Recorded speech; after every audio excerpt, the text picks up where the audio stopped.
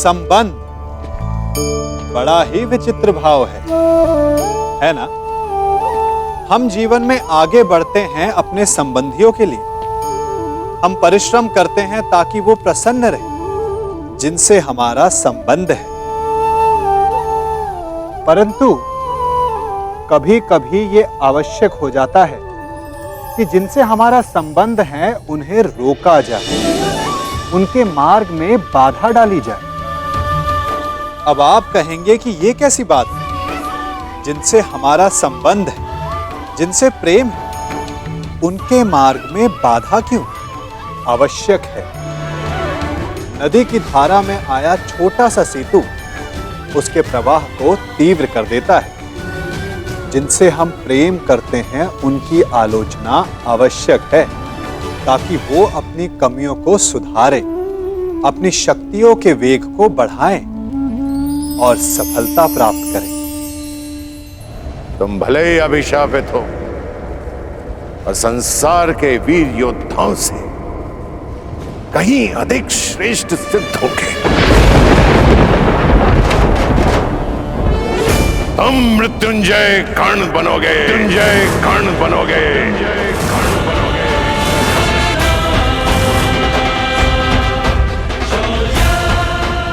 आज तक इतिहास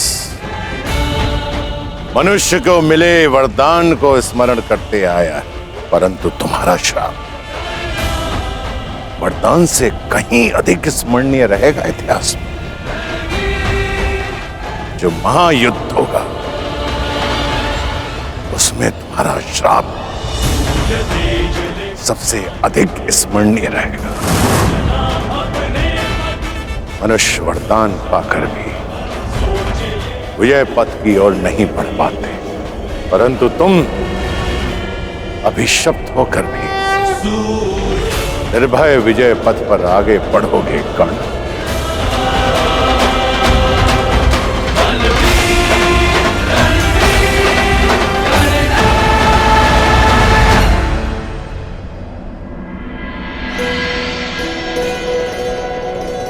आंखों में इतना स्नेह लिए किससे देखी जा रही हो उर्वशी?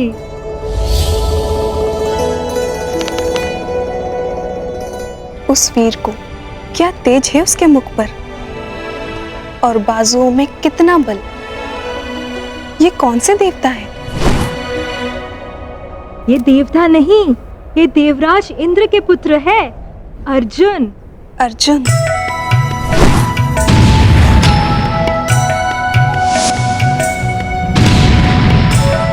प्रतीत होता है तो तुम्हारा मन आ गया है इस देवता पुत्र पर मैं तो तुम्हें पहले ही सावधान कर चुकी हूँ। ये देवराज इंद्र के पुत्र है। तो मैं भी देवताओं को वश में करने वाली अप्सरा उर्वशी हूँ, और इस देव पुत्र को भी मैं अपने वश में कर ही लूंगी। महाबली कर्ण की, महाबली कर्ण की, अंगराज कर्ण की, अंगराज कर्ण की, अंगराज कर्ण की।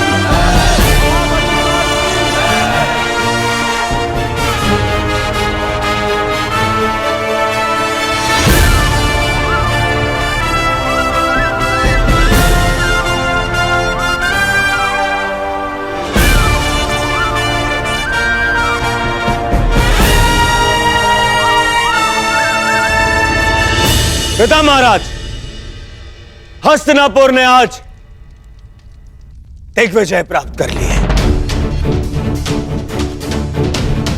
परंतु ये विजय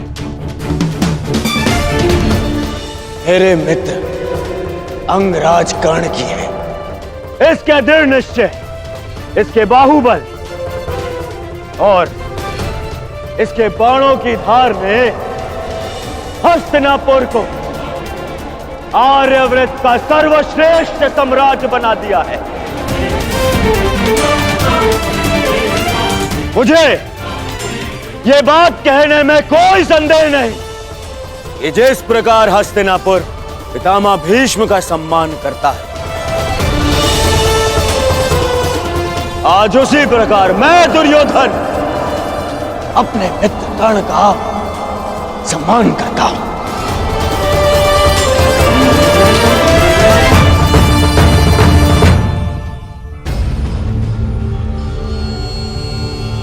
तो ये तक कहूंगा कि मेरा मित्र कर्ण है तो मैं सनात हूं, और वो नहीं तो मैं अनाथ हूं। महाराज की जय हो। राजकुमार अर्जुन को पशुपतास्त्र प्राप्त हो चुका है और देवराजेंद्र उन्हें अपने साथ स्वर्ग ले गए हैं।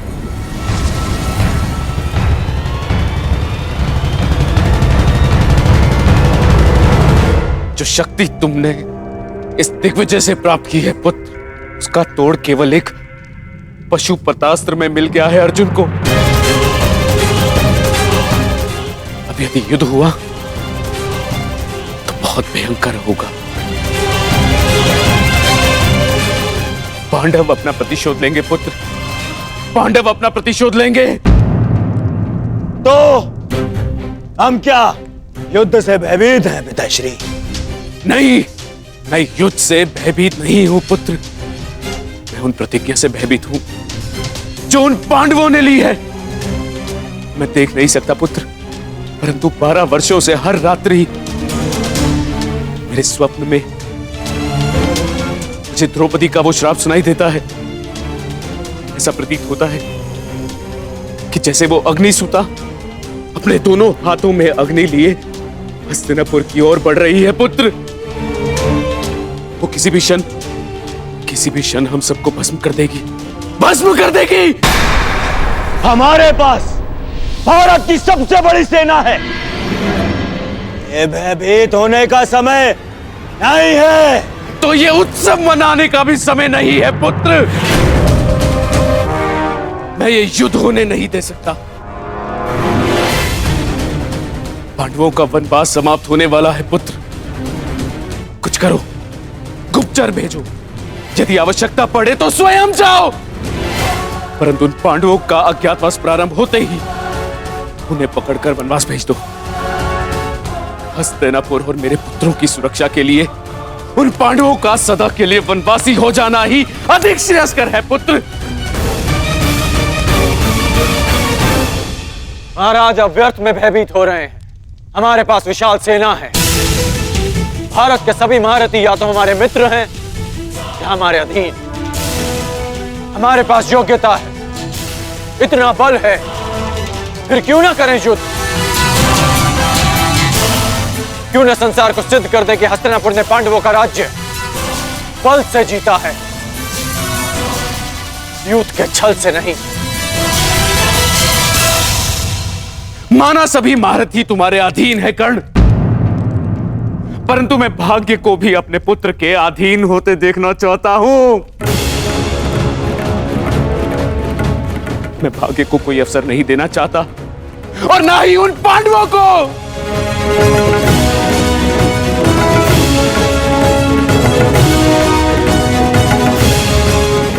हाँ महीम, आप ही बताइए, क्या एक वीर योद्धा का लक्ष्य युद्ध और विजय नहीं? क्या गुप्त रूप से दृष्टि रखना कृपाणु का कार्य नहीं होता? इस समय मैं महाराज धृतराष्ट्र से सहमत हूं।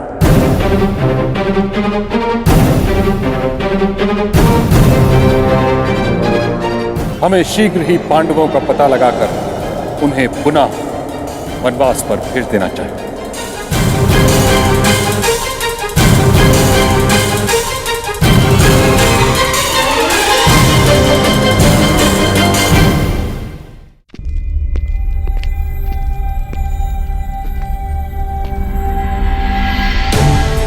आप ऐसा कहेंगे, ये तो मैं स्वप्न में भी नहीं सोच सकता था मामाई। गंगा की धारा को अपने बाणों से रोक देने वाले भीष्म, गुरु परशुराम से अपराजय रहने वाले भीष्म, आज युद्ध से भयभीत हो गए। अंगराज कर्ण, तुम एक योद्धा हो, यह भली भांति जानते हो कि सर्वश्रेष्ठ युद्ध वही है जो कभी हो ही ना। महाराज धृतराष्ट्र ने जो निर्णय लिया है वही उचित है। मैंने हस्तिनापुर की सुरक्षा का प्रण लिया है, जिसमें हस्तिनापुर की निर्दोष प्रजा के साथ साथ उसकी सेना भी सम्मिलित है। सबके पास मेरी भांति इच्छा मृत्यु का वरदान नहीं। यदि बिना युद्ध के वो सुरक्षित रह पाते हैं तो यही श्रेष्ठ है और इसमें कोई अन्याय नहीं, क्योंकि नियम यही था, यदि अज्ञातवास में पांडव पहचाने गए तो उन्हें पुनः वनवास पर जाना होगा। परंतु मैंने 12 वर्षों तक जो शक्ति एकत्रित की है वो युद्ध के लिए की है, हस्तिनापुर की सुरक्षा के लिए की है। शक्ति की सृजन का अर्थ ये नहीं कि उसे यूं ही व्यर्थ जाने दिया जाए। तुम्हारे एक अधूरे द्वंद्व को पूर्ण करने के लिए हस्तिनापुर के अस्तित्व की बलि नहीं दी जा सकती।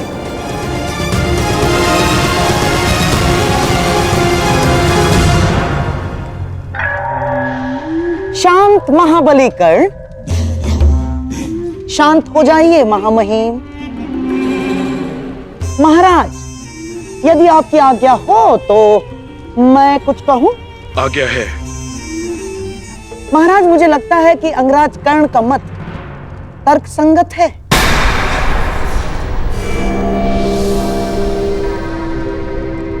हमें युद्ध के लिए प्रस्तुत हो ही जाना चाहिए महाराज, क्योंकि यही योद्धाओं के लिए उचित होगा। मामाश्री, अब हाँ मेरे प्यारे सम्राट, कर्ण बिल्कुल उचित कह रहा है। और क्या हस्तिनापुर की शक्ति पर तुम्हें तनिक भी विश्वास नहीं? अपनी गदा पर, दुशासन के बाहुबल पर, अंगराज के तेज पर, गुरु द्रोणाचार्य के धनुर्ज्ञान पर और महामहिम के प्रहार पर तुम्हें तनिक भी विश्वास नहीं है दुर्योधन? इन सब वीरों के रहते यदि हमने कायरों की भांति पांडवों को वन में भेज दिया तो क्या लाभ?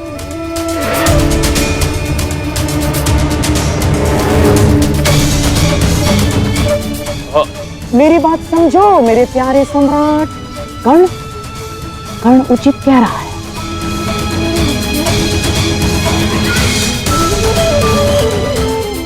इतिहास हमें युद्ध में छल करने वाला कृपण समझे, उससे अधिक श्रेयस्कर।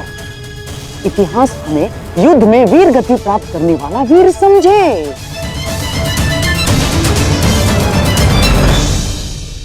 महाराज, क्या आप अपना नाम इतिहास में एक भयभीत पुत्रमोही सम्राट के रूप में लिखवाना चाहेंगे?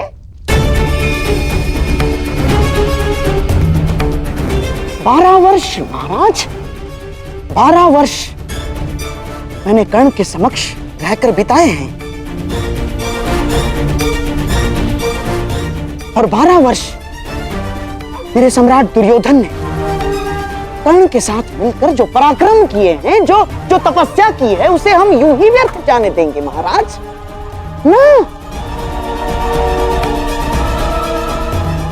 उस तपस्या को, उस पराक्रम को यूं ही व्यर्थ नहीं जाने दे सकते महाराज। हम राजनीति में कूटनीति का बहुत बड़ा स्थान होता है महाराज, माना, परंतु कभी कभी युद्ध ही एकमात्र त्राण रह जाता है। कहीं इतिहास ये कहकर हस्तिनापुर का अपयाश ना करे महाराज कि उसने अपना अंतिम युद्ध द्यूत की बिसात पर खेल डाला ना। विश्वास करो दुर्योधन, यही एकमात्र अवसर है। मान लो मेरी बात।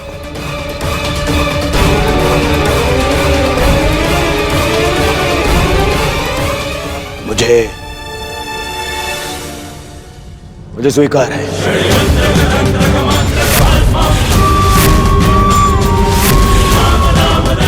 यदि युवराज की यही कामना है तो यही सही। सभा समाप्त हुई।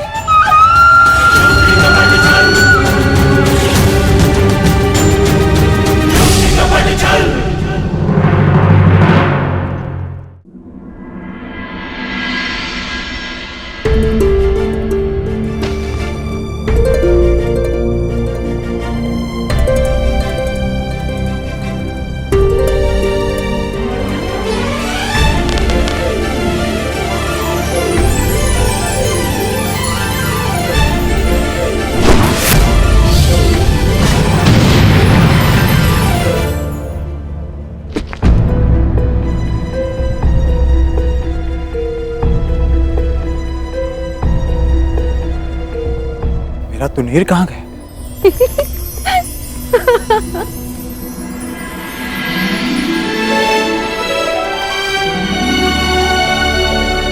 कब से देखे जा रही हूँ वीर, अभ्यास पे अभ्यास किए जा रहे हैं। तने विश्राम तो कर लो। मेरे पास विश्राम का समय नहीं। मुझे मेरा तुनीर लौटा दीजिए देवी। उर्वशी, उर्वशी नाम है मेरा।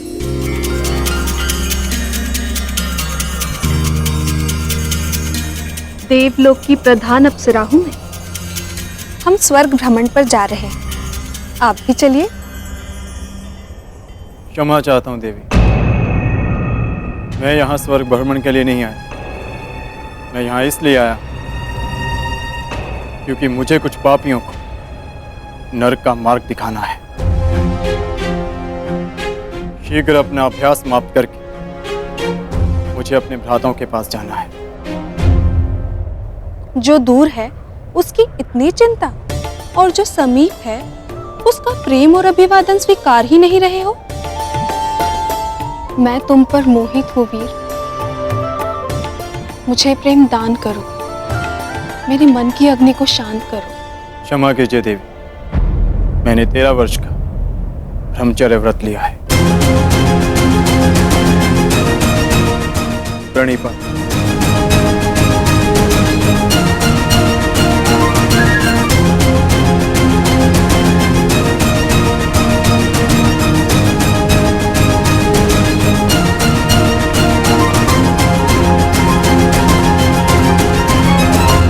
पाना तनिक कठिन है वीर, और यदि लक्ष्य जितना कठिन हो उसे पाने का आनंद दुगना हो जाता है।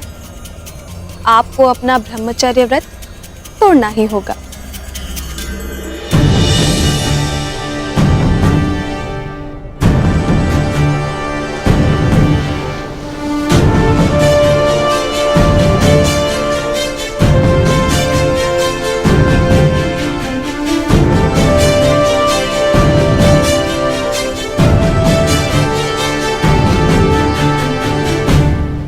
सागर की लहरों का स्वर सुन रहे हैं मामही? युद्ध की रणभेदी सुनाई दे रही है ना आपको? आप कितना भी प्रयास कर लीजिए इस युद्ध को रोकने का, परंतु हस्तिनापुर के द्वार पर 12 वर्ष पूर्व ही युद्ध का शंखनाद हो चुका है। हाँ, जानता हूं। इसी कारण इस युद्ध को रोकने का प्रयास कर रहा हूं। राज्यसभा में मैंने इस युद्ध का विरोध इसलिए किया क्योंकि बात सिर्फ हस्तिनापुर की सुरक्षा की नहीं। यदि युद्ध हुआ तो आपको युवराज दुर्योधन का साथ देना पड़ेगा, और आप नहीं चाहते कि आपको पांडवों के विरुद्ध अस्त्र उठाने पड़े, और आप ये भी नहीं चाहते कि भाई भाई के विरुद्ध शस्त्र उठाए।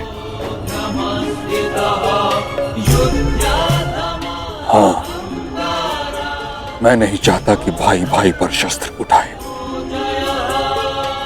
क्योंकि इस युद्ध से विनाश के अतिरिक्त कुछ नहीं मिलने वाला। मिलेगा, अवश्य मिलेगा मामाही। परिवर्तन, न्याय, अधिकार मिलेगा जो इसके योग्य होगा। युद्ध तो होकर रहेगा मामा, युद्ध तो होकर रहेगा।